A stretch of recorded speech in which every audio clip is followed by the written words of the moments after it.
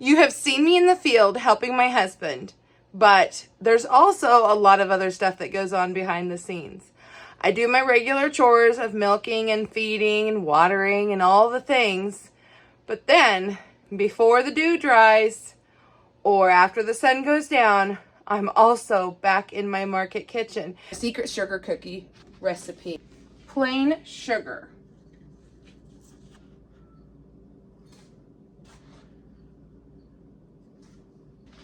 And we're also going to use powdered sugar. Yep. 3/4, 1.5, and about half one of these. I'd say that's probably good. You always cream your sugars and your fats together. So today we're going to use 2 different kinds of fat. We'll be using shortening and butter.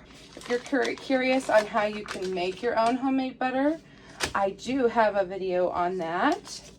Where I use an antique butter churn. I like using the Pampered Chef measuring cup because you can just kind of put in a little at a time, pull it down, add a little bit more, and then that way you know you don't have a bunch of air gaps. And even then, I mean, you'll get a few, but it's clear, you can see. Relaxing for me. I only do this time of year. I don't make special order cookies. I don't do this on a regular basis. It's kind of special just for the local pumpkin patch. Now I want to go ahead and add our eggs. I prefer to use duck eggs, and I'm lucky enough that I have my own ducks. You guys have seen me use them many times. And I've got a couple bowls here in case we have an issue. They have nice big yolks and they're very rich. And then I also like to go ahead and put in my baking soda and cream of tartar. I didn't used to do this. I used to put the baking soda and the cream of tartar in with my dry ingredients when I added them. But if you've ever bitten into something that has that dry cream of tartar or baking soda flavor, it is not delicious, let me tell you. So I want to make sure that it gets blended well. This is the kind of cream of tartar I use, and it's only because I buy it in bulk. It's more economical this way because I make so much. But it used to be, this is the one that I would always use, just a small little container. And these are our leavening agents. Homemade vanilla. And around here, we just don't really measure. We just kind of do. And we're getting to the bottom of the jar here. And so we're starting to get some beans. So this is just super special. And we're just going to cream this up.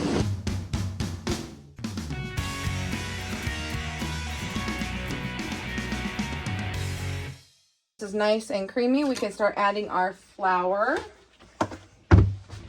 And I do go ahead and add it all at once. I want to try to get this down a little bit and off of this if I can. Pop this lid on. And in just a matter of, really about a minute, this cookie dough is going to be blended. Okay.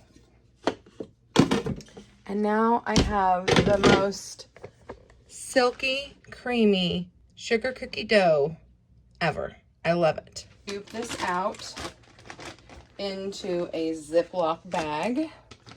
This is a 1 gallon size bag and it fits my double batch just perfectly.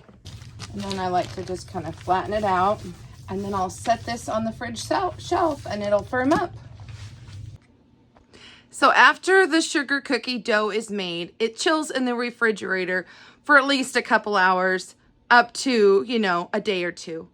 And now we're going to roll them out. The secret for me is to have a chilled dough. You can get away with it not being chilled, but when you're making as many as I'm making, having a chilled dough really makes a difference, really makes things go faster. I won't do all of this at once. Nice clean hands. I'm gonna take a chunk of this out if I can. Sometimes that first chunk's a little harder to work with.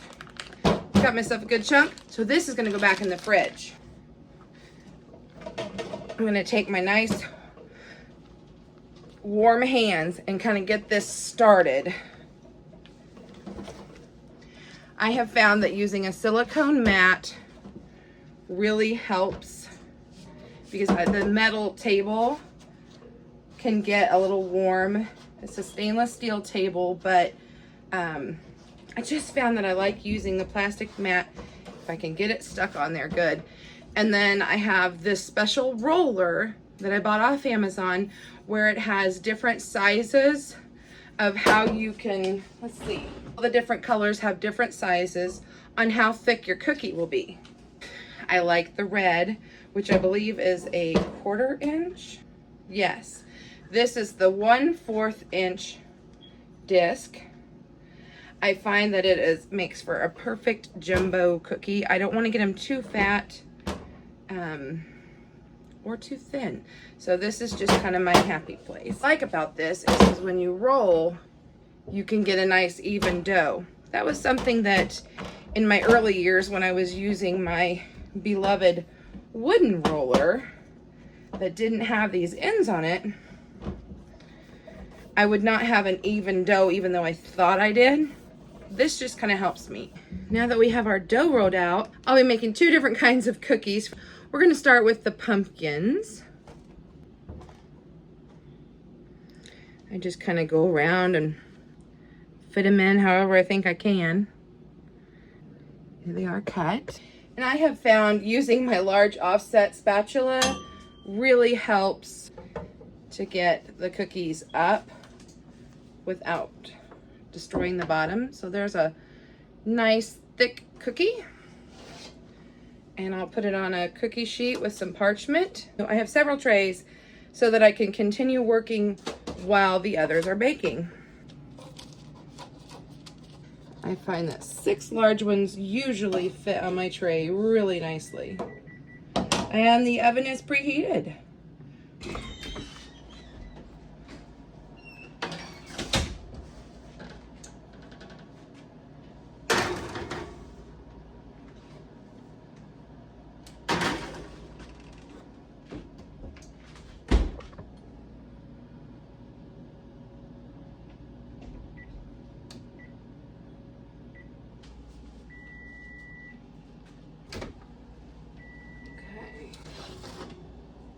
Ooh, I think I'm gonna move them around.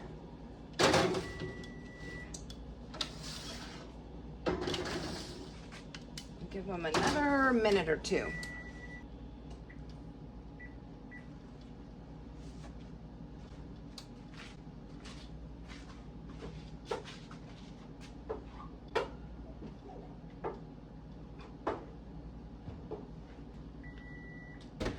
Okay. Now they've got a little golden crust to them, so we can take them over. The next batch goes in.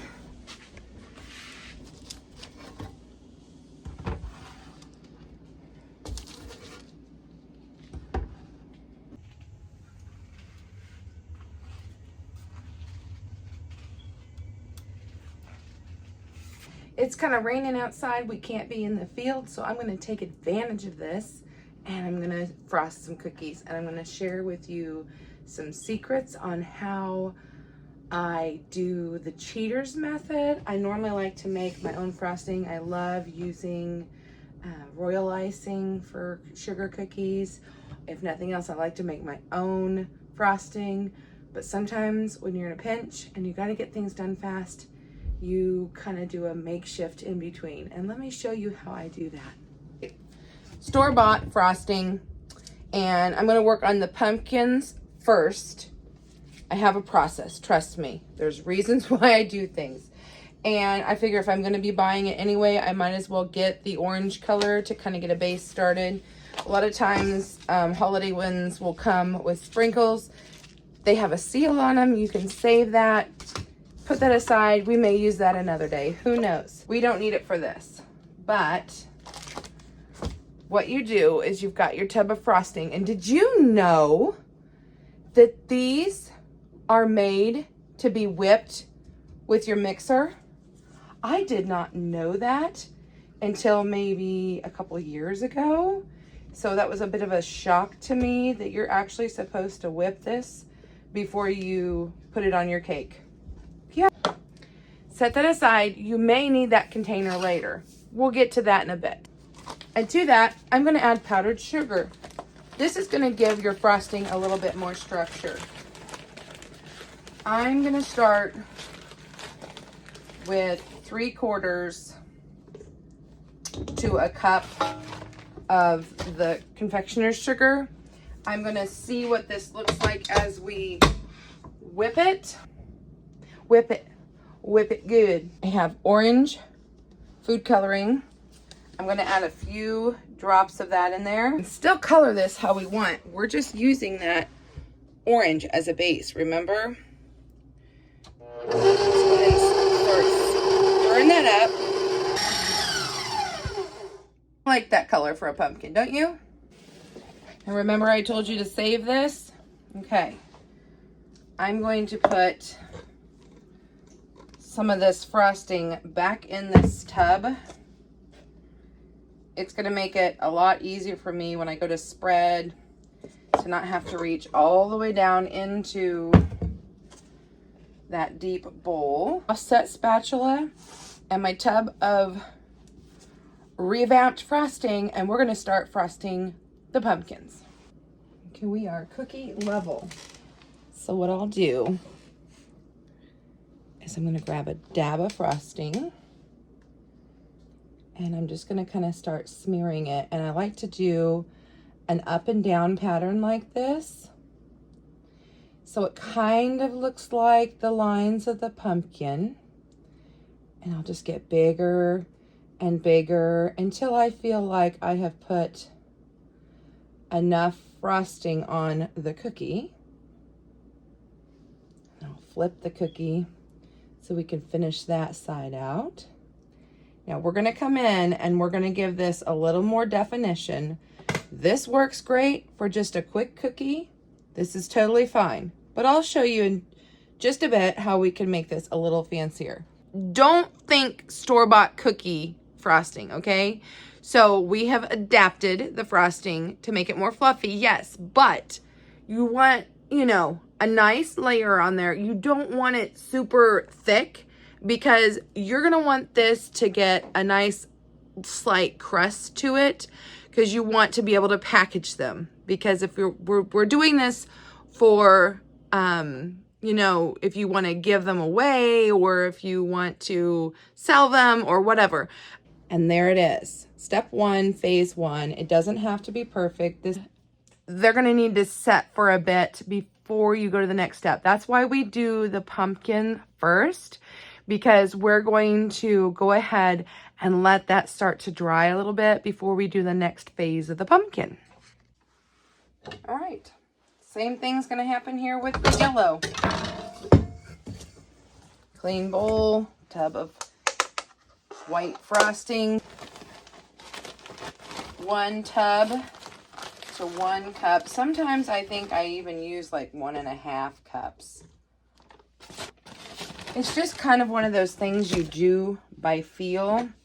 And then I have a yellow food coloring for our sunflowers. And I'm just going to squirt some of that in there.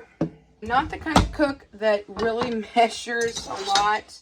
I go by look and feel. That's just how I cook, friends. Now to me, that's looking a little bright for a sunflower. So I'm going to put just a couple of drops of orange in here to kind of help give the color I'm looking for. Remember to stop and scrape the sides a little bit because you don't want frosting stuck. You don't want food coloring that didn't get incorporated.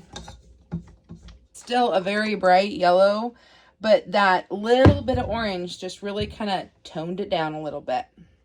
Don't be afraid to play with food colorings. You know, it's just like painting. You can usually fix it. Now we're gonna actually start with a piping bag. A little trick that I could have done was to take a cup and press down on my flour to make a circle. But honestly, I just kind of freehand it. And that's leaving a space for the center. And then I just kind of fill this in a little circle. It's just a simple design, guys. This I have found is a fun little way to get frosting on my cookies. And people seem to really enjoy it. Sometimes we think everything just has to look just so perfect to be able to share it with someone else. And that is not true. People will enjoy the fact that it is handmade from your kitchen and the love that you put into it. You know, you can look at that and you can see how cute and adorable it is. You can look at the imperfections, but you know what? Be proud of what you make. Now that the sunflowers are done with their first step, we'll move to the second step of the pumpkins. And by this point, the frosting has become a little bit tacky, and so these lines are going to stick to the frosting. We don't want to wait too long because it'll get too dry and that'll become difficult. So there's kind of a fine window there to kind of decorate it up a little bit. I'm going to try to bring it up so you can see it. Is I kind of make a little teardrop and then a backwards C and then a C.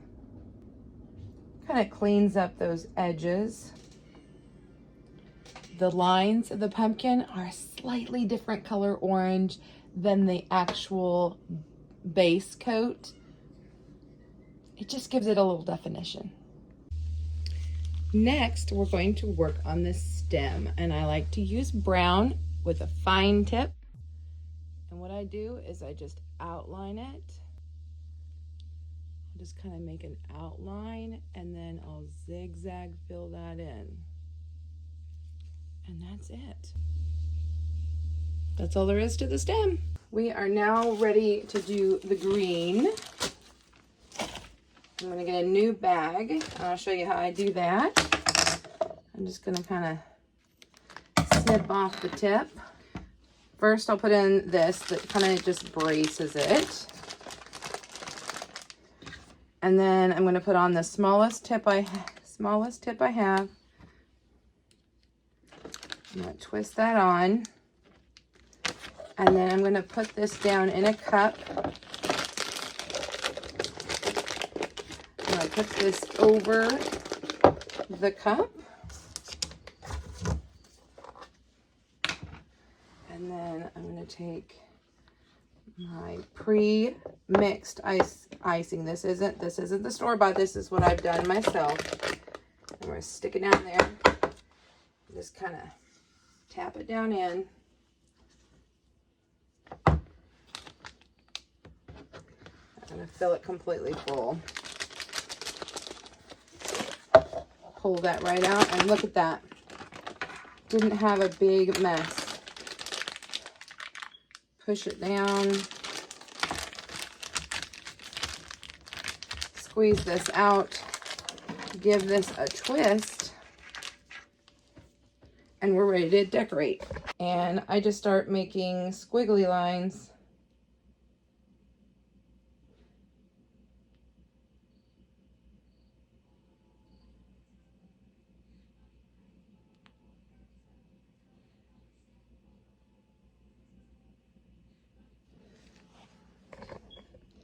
And it just kind of really gives them that cute pumpkin look. The final phase of the sunflower here. So we get ourselves a really nice big tip. Okay, I try to do this so that you can see. So normally I do it, you know, down here on the thing, so it's a little different. But all I do is I just kind of make my circle. And then you just kind of fill it in. And just something quick, doesn't have to be fancy. Just a little spiral. because what we're going to do next is we're going to take some of these chocolate sprinkles.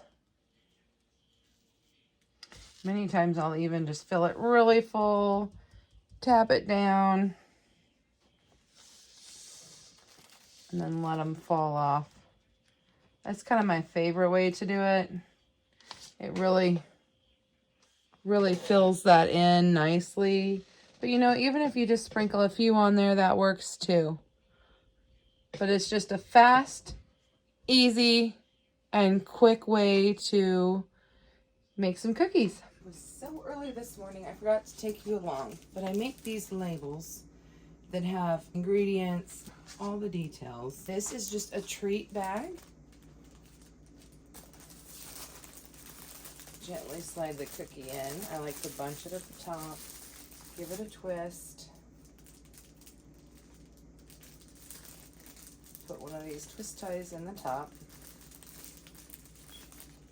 And then I take it over here where I put it in my tray so that we can take it to the pumpkin patch.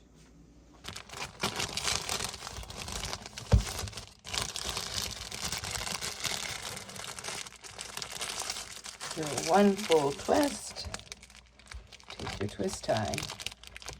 Now I like to go around 1, 2, 3 times to try to get a little bit of a seal. Keep it fresh. So glad you came with me in the kitchen today as we decorated some fall cookies. I'll see you next time, friends. Make sure you like, subscribe, and share if you enjoyed this video.